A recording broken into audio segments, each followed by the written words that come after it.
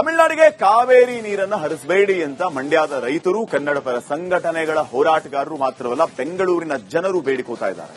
ಮುಂಗಾರು ಮಳೆಯ ಕೊರತೆಯ ನಡುವೆ ತಮಿಳುನಾಡಿಗೆ ನೀರು ಹರಿದು ಹೋದ್ರೆ ಬೆಂಗಳೂರು ಬಾಯಾರಲಿದೆ, ಕುಡಿಯೋ ನೀರಿಗೂ ಹಾಹಾಕಾರ ಶುರುವಾಗಲಿದೆ ಅನ್ನೋ ಆತಂಕ ಮನೆ ಮಾಡಿದೆ.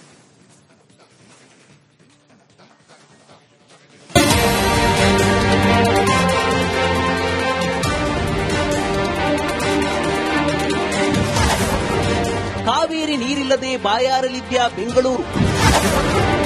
ರಾಜಧಾನಿಯಲ್ಲಿ ಕುಡಿಯಲು ನೀರು ಸಿಗೋದಿಲ್ವಾ?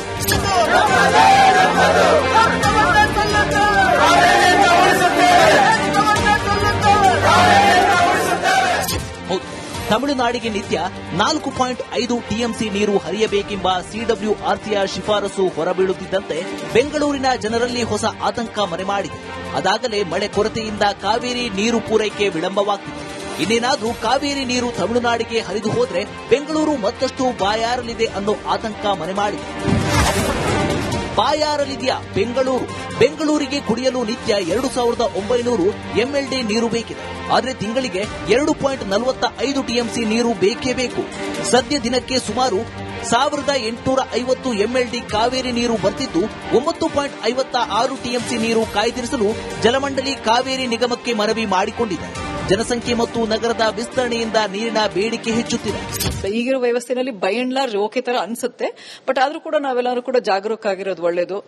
ಮಿತಿಯಲ್ಲಿ ನೀರನ್ನ ಬಳಕೆ ಮಾಡ್ಕೋಬೇಕು, ಪ್ರತಿಯೊಬ್ಬರನ್ನು ಪೋಲ್ ಮಾಡಬಾರ್ದು. ಮತ್ತೆ ಏನ್ ಕುಡಿಯೋ ನೀರಿನ ವ್ಯವಸ್ಥೆ ಇದೆ ಅದರಲ್ಲಿ ಬೇರೆ ಬೇರೆ ನಾನ್ ಪೋರ್ಟೇಬಲ್ ಯೂಸಸ್ಗೆಲ್ಲ ಬಳಸಬಾರ್ದು. ಅದನ್ನ ಕೆಲವರು ಮನೆ ಬಾಗಿಲು ತೊಳಿತಾ ಇರ್ತಾರೆ, ಗಾಡಿಗಳನ್ನ ತೊಳಿತಾ ಇರ್ತಾರೆ, ಮತ್ತೆ ಈ ಕನ್ಸ್ಟ್ರಕ್ಷನ್ ಗೆಲ್ಲ ಯೂಸ್ ಮಾಡ್ತಾ ಇರ್ತಾರೆ. ಸೊ ಈಗ ಆದಷ್ಟು ನಾವು ಕನ್ಸ್ಟ್ರಕ್ಷನ್ಗೆ ಟ್ಯಾಂಕರ್ ಮೂಲಕ ವ್ಯವಸ್ಥೆ ಇದೆ ನಮ್ದು ಟ್ರೀಟೆಡ್ ವಾಟರ್ ಕೊಡ್ಲಿಕ್ಕೆ, ಅದನ್ನು ಉಪಯೋಗಿಸ್ಕೊಳ್ಬೇಕಂತ ಎಲ್ಲರಿಗೂ ಕೋಳ್ಕೊಳ್ತೇನೆ. ಸಿಡಬ್ಲ್ಯೂಆರ್ಸಿಯ ಶಿಫಾರಸು ಬೆನ್ನಲ್ಲೇ ಬೆಂಗಳೂರಿನ ನಾಗರಿಕರಲ್ಲೂ ಕುಡಿಯುವ ನೀರಿನ ಕೊರತೆಯ ಭಯ ಬಂದಿದೆ. ತಮಿಳುನಾಡಿಗೆ ಕಾವೇರಿ ನೀರು ಹರಿಸಬೇಡಿ ಅಂತ ಮಂಡ್ಯದ ರೈತರು, ಕನ್ನಡ ಪರ ಸಂಘಟನೆಗಳ ಹೋರಾಟಗಾರರ ಜೊತೆ ರಾಜಧಾನಿಗರು ಬೇಡಿಕೊಳ್ತಿದ್ದಾರೆ. ವ್ಯವಸಾಯಕ್ಕೆ ಬಿಡ್ತಾ ಇಲ್ಲ ಅಂತ ಹೇಳ್ತಾ ಇದ್ದಾರೆ. ಇವಾಗ ಕಬ್ಬಿಗೆ ಬೆಳೆ ಇಲ್ಲ, ರಾಗಿಗೆ ನೀರಿಲ್ಲ ಅಂತ ಇದ್ದಾರೆ. ಕುಡಿಯಕ್ಕಾದ್ರೂ ಮಡಿಕಬೇಕಲ್ವಾ? ಬಿಡಬಾರ್ದು ಅಂತ ನಮ್ಮ ಅಭಿಪ್ರಾಯ. ಬಿಟ್ರೆ ನಮಗೆ ತೊಂದರೆ.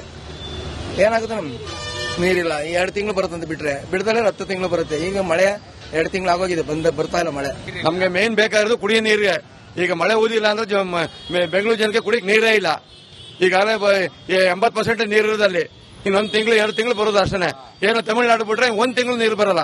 ಭಾರಿ ತೊಂದರೆ ಐತೆ. ದಯವಿಟ್ಟು ತಮಿಳುನಾಡು ನೀರು ಬಿಡಬೇಡಿ. ಅದಕ್ಕೆ ನಮ್ಮ ಕರ್ನಾಟಕದವ್ರಿಗೆ ನೀರು ಕೊಡೋಕೆ ವ್ಯವಸ್ಥೆ ಮಾಡ್ಕೊಡಿ ಅಂತ ನಾವು ಕೇಳ್ಕೊತಾ ಇದ್ದೀವಿ ಮೇಡಮ್. ಇವಾಗ ಮಳೆ ಇಲ್ದಿರ ಹೆಂಗ್ ಬಿಡಕ್ ಸಾಧ್ಯ ಹೇಳಿ? ಬಿಡಕ್ ಸಾಧ್ಯ ಇಲ್ಲ. ಇಲ್ಲ, ಬಿಡಬಾರ್ದು. ನಮ್ಗೆ ಸಾಲಲ್ವಲ್ಲ ನೀರು. ನಮಗಿತ್ತು ಬೇರೆಯವ್ರಿಗೆ ಕೊಡ್ಬೇಕು. ನಮ್ಗಿಲ್ದಿರ ನಾವು ಬೇರೆಯವ್ರಿಗೆ ಕೊಡಕ್ ಆಗಲ್ವಲ್ಲ. ಬಿಡಕ್ ಹೋಗ್ಬಾರ್ದು, ಕ್ರಮ ತಗೊಳ್ಬೇಕು. ಯೋಚನೆ ಮಾಡ್ಬೇಕಲ್ಲ, ನಮ್ ಜನಕ್ಕೂ ಬೇಕಲ್ವಾ?